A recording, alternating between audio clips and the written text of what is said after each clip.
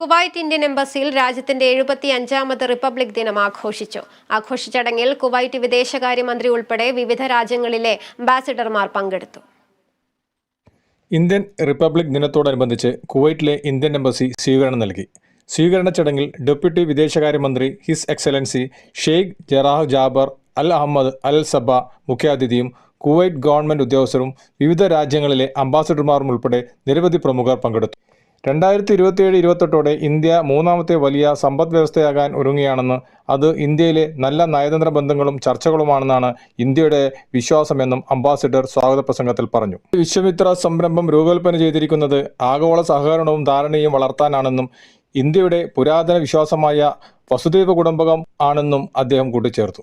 India Kuwait പങ്കാളിത്തത്തിന്റെ അടിസ്ഥാന ശിലയാകുന്നതിൽ Indian സമൂഹം നൽകിയ മികച്ച സംഭാവനകളെ അംബാസിഡർ അഭിനന്ദിച്ചു.